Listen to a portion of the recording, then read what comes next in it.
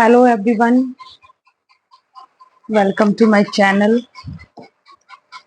स्वागत है आप सभी का मेरे चैनल में। बहुत दिनों बाद मैं ये वीडियो बना रही हूँ। मैंने सोचा चलो कुछ अपने दिल की बात मैं कर लेती हूँ। एक्चुअली मैंने लास्ट वीडियो डाला था कि मैं अपना प्ले स्कूल खोलने वाली थी, लेकिन मैं उस पर काम भी कर रही हूँ। इसी बीच मैंने आपको नहीं बताया था कि मैं नेट की तैयारी कर रही हूँ। तो मैंने नेट का एग्जाम दिया था।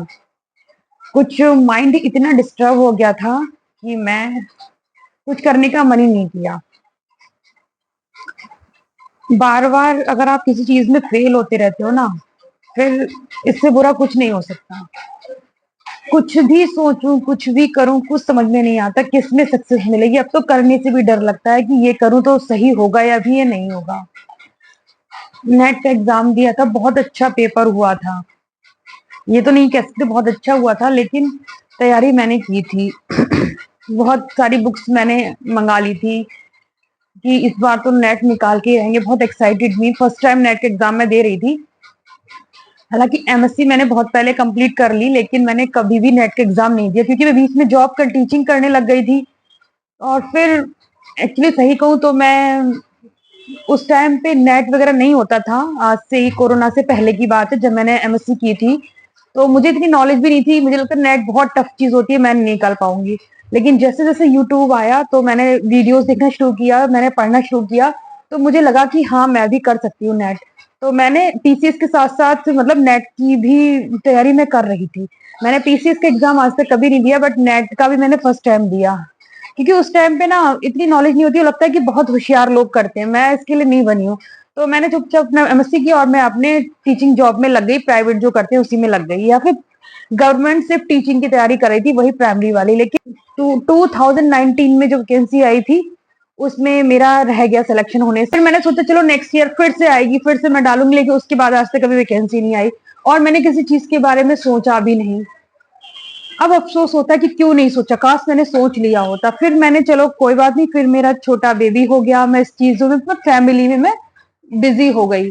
अब जब से मेरा बेबी बड़ा हुआ है, अब मुझे बहुत अपने करियर की बहुत चिंता होती है। मैं क्या करूंगी, कैसे करूंगी, हर समय माइंड डिस्टर्ब रहता है। तो मैंने सोचा कि मैं अपने नेट का एग्जाम देती हूँ, ठीक है। क्योंकि अगर प्राइवेट जॉब भी पढ़ाओगे तो उसमें आपका सिर्फ समय ही टाइम पास होगा, लेकिन आपको ग्रोथ कोई नहीं होगी। अगर मैं लग भी जाऊं 10-15 हजार रुपए पे, इससे ज्यादा मैक्सिमम कोई नहीं देता। बहुत अच्छे कॉलेज लगाएंगे तो वो रेफरेंस मांगते हैं।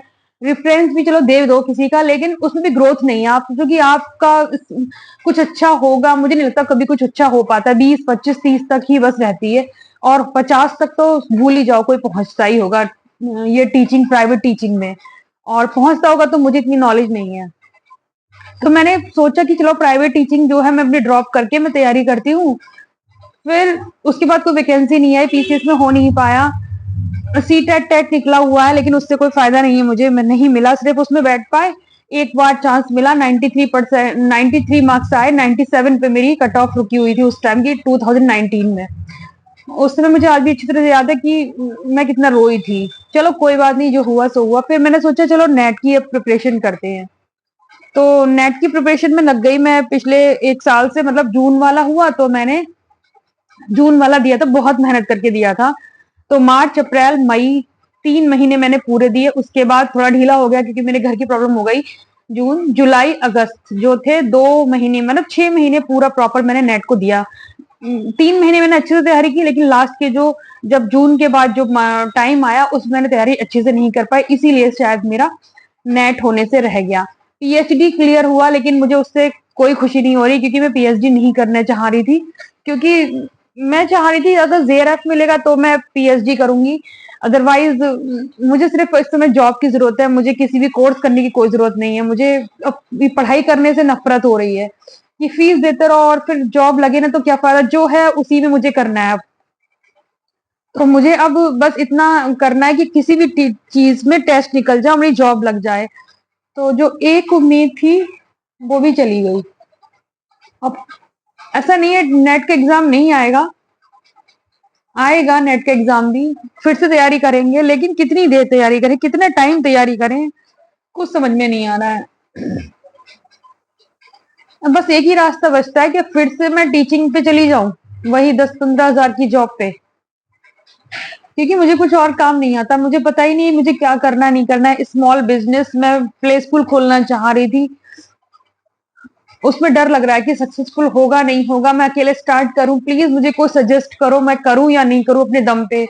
बहुत अपने आप को मैं अकेला महसूस कर रही हूँ, क्योंकि कोई सपोर्ट नहीं है मेरे साथ। मुझे अकेले ही करना है, हर चीज मुझे अकेले लेके आनी है। मुझे बच्चा भी खुद ही संभालना है, मुझे अरेंज भी खुद करना है, पढ़ाना भी खुद है।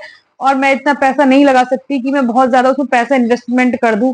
हाँ, मेरे पास कोई जगह भी नहीं है। हाँ, मैं 6-7 हजार का कोई मिल जाए घर तो मैं रेंट पे ले सकती हूँ, लेकिन मैं सोचती हूँ होम ट्यूशन में कोई नहीं आता है। जिस वही आते हैं जो पुराने रहते हुए हों, या फिर उसमें क्या फायदा है आपका।